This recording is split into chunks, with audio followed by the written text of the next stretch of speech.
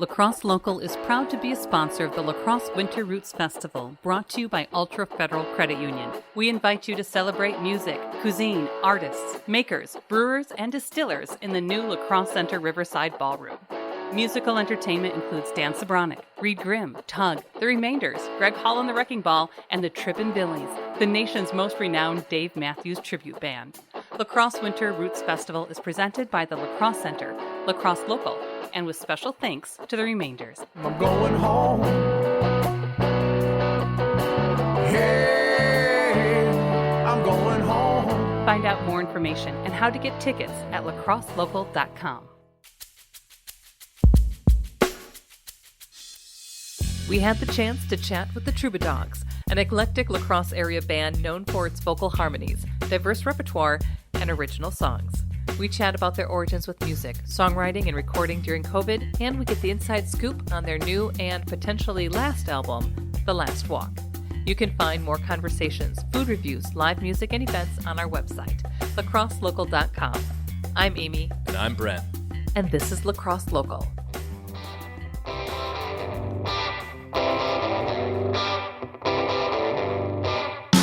I get this crazy feeling whenever she walks by.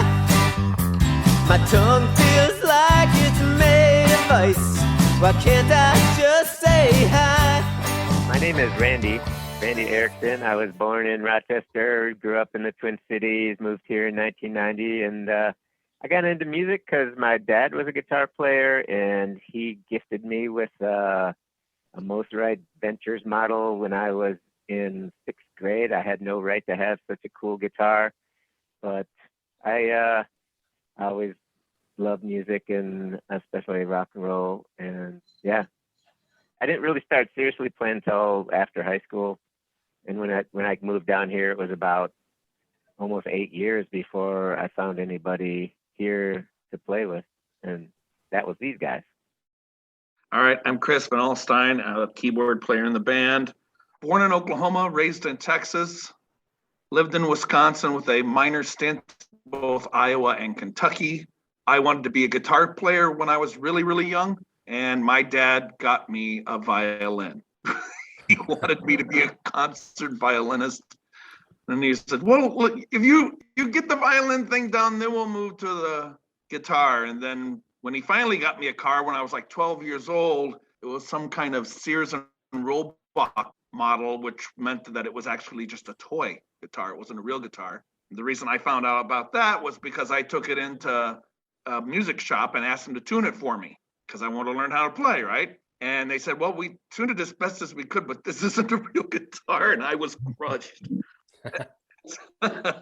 Yeah, anyways, I then moved on to playing cello for about 4 years in high school, and I had already started writing music in my senior year of high school. I found out that it was like really good therapy, still is.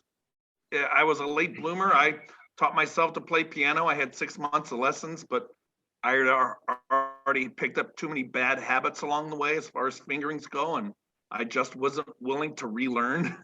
And it was mostly for self-expression anyways. And I've been in and out of bands throughout, a folk band with Dick Mile. And then he was the one that introduced me to the Troubadogs. Back to you, Bob. Good. Chris, you forgot to mention show choir. You were in show choir. I was in show really choir shaped for our 1 sound, year. And I do not count that because the only reason I was in it was because I was in Madrigal Singers before that. I got to dress up in the cool tights and knights and robes and all that kind of crap. And show choir was lame, in my opinion. You don't do frickin' Twisted Sister to Kid Bop music. Just stop. Wrong. I was in vocal jazz in college, too. That was probably the most challenging thing I've done as far as music-wise. So I got involved in music. Who are you? Hey, I'm Ken Eisler. Ken planet? Eisler, drummer in the band, and I got involved with the coming of the Beatles. You know, Ed Sullivan Show and all that. I spent half my time taking pictures off television with my mom's Instamatic camera of the Beatles on television, which none of which turned out because I had to use the flash. And anyway, so that kind of got me going, and eventually I got a drum and then another drum and built a setup and all that. I went to a Catholic high school, and all the cool rock musicians in the area went to Central High School. I never got into a band until a couple years after high school, but got playing and got a little better and got to meet play with some neat musicians. And eventually I ended up moving down to Florida, and I was down there for a couple years and got into a band down there. So that was kind of cool. Whole different type of music.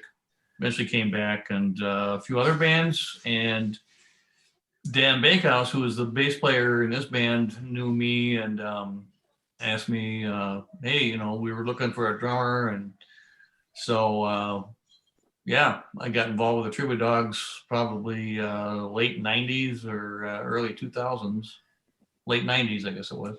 Yeah, we had a lot of fun. And it was cool that band members had original songs. And I'd never been in a band that had people that had written original songs. So that was really cool. So how did the band get its start? It sounds like a lot of people are coming in once the band was already kind of formed. What was the origin story? So I think I can kind of explain that. Chris was in a band with Dick and another guy. And it was called Penumbra, and they're kind of a acoustic folk. It was folk band. Trio. Yeah. They were having a campfire jam up in Pro State Park. And how did Tom end up there? Tom Stryker. Actually, Penumbra broke up, and Dick knew Tom from work. And there was a campout thing there, and I think Dan was a part of that as well. They asked me to come along. At the time, I had a keyboard that ran on batteries. So I brought my harmonicas and my keyboard, and we all sat around the campfire and just played all sorts of different stuff. And discovered that we had a knack for harmonies. Tom and Dick, there's no Harry. Tom and Dick both worked at the Tribune, and I did too. And so one day, Tom asked me if I wanted to come jam with those guys, and in the basement. In the basement at Dick's house, and we did, and we were doing real folky stuff. Gillian Welch. I think Sunvolt came later. What else do you remember we were doing? Classic country, Americana, some folk stuff, a little bit of blues here and there, some classic rock. The band name came to me in a vision, a man on a flaming dog biscuit. No, it was a Chihuahua on a flaming dog biscuit said to me, henceforth thou shalt be the Troubadogs, like troubadours with tails. And your motto shall be "Arf for Arf's sake." No, that's not really happened. It could have. Misread I believe you. A Turbo Dog beer sticker on my guitar case and said, "What's Troubadog?" I go, "Oh, that's us."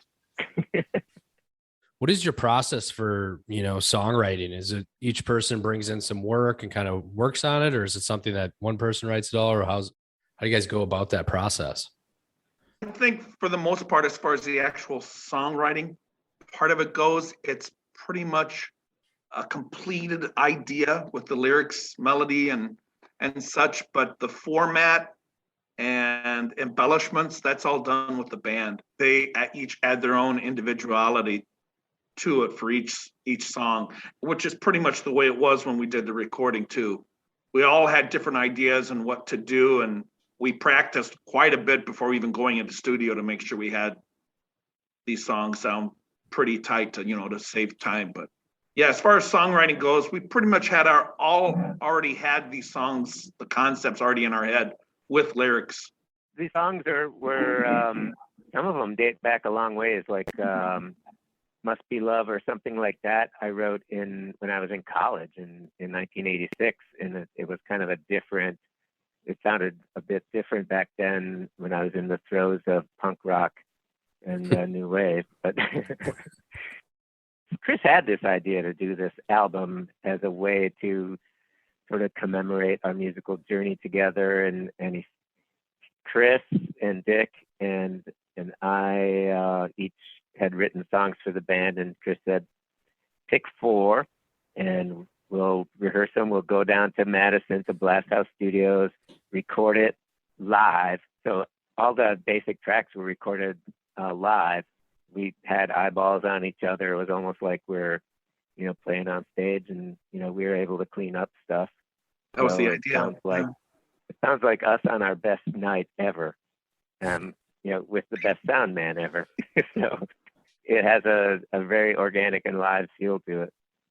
So how was it recording like during COVID? I followed along on social media, you guys going through the process. It was, to start, it was different. It kept getting delayed and kept getting delayed. I'm really, not really, I'm fairly good friends with the engineer down there, Landon Arkins. I had done some previous projects down there with a different band, and I was blown away by how good his ear was, that he could hear things and catch things that would completely slip by me. And I kind of pride myself on being meticulous with sound. And when he did that I was like, okay, doesn't matter what I'm into. If there's ever going to be recording, that's where I'm going. And I was adamant about that. But we had to sign waivers, and we had to agree to wear masks, except when we were doing the singing. When we first started, we were practicing with masks anyways.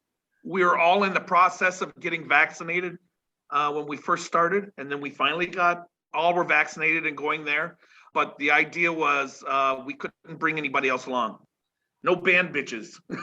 Basically, it was just us in there doing it. There were going to be no distractions. We were down there 8, 9, 10 hours a day for 1 weekend a month, which I kind of preferred from the previous project, because 1 month, you have an entire month to listen to and process everything. And we needed everybody's ears to go through and pick out things that they noticed that they would like to have fixed or changed.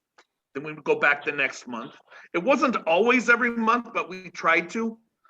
May or June, people started to get back into the throes of trying to get into studio and record, but for the most part, it was just us going in there once a month, and there really wasn't any competition for trying to get in. So I think your other bandmate joined us. Can you hear us? Yeah. All right. Good. Marmaduke's alive. We all have dog nicknames. I'm Rand Dog, except for Dick. Chris is Dick's the only one without a dog name. The most Kenny's K Dog, as you might imagine, and Tom is T Dog, another logical name. Dan, because he's very big, we call him Marmaduke, and then Dick is the Mando Man. Yep. And I'm Easter Dog, because for most of the time, I lived further east than anybody. That's good. So recently we kind of touched on it, the new album, The Last Walk, came out. How did that project, come about? Did you have prior albums for this, or is this kind of your last hurrah? This was our one and only hurrah. I guess it was my concept was that it would have been tragic for all of the music that we played and for all of our fans to not have access to what we had done and what we had created with this band. And this band has always left a lasting impression on me. So it was important that there was, as corny as it sounds or whatever, pompous, that there was a legacy for not only our fans, but for our friends and our kids and stuff, that they had something that they could look back on. Because every gig, there were always so many people that we just remembered and had so many good memories with, from the Twin Cities to Rome, Wisconsin, to Viroqua and points unknown. We were even in a coffee shop in Winona, I remember once. It's just something that I wanted. And I knew that, no offense to the rest of the guys, the rest of them were getting all up there in age. I'm not. But and the catalyst for all of this was when Dick Mile, Mando Man's wife, had passed away. And that was a harsh dose of reality. And I was like, you know what? It's time to put up or shut up, because I've had this idea in my head for a while. I just decided at that point in time to let everybody know, hey, I've got this idea before we all go our separate ways. They were all on board with it. So it was really cool. What's next for you guys? Is there anything coming down the road, or it kind of leaves it off at a sad but joyful moment with this last album? I think what I'm thinking is if Martin Scorsese calls and wants us to film a final All-Star concert, we'll do it. I mean, I'm in. You guys? Yeah? Okay. Sure. But otherwise, yeah, I think, we all...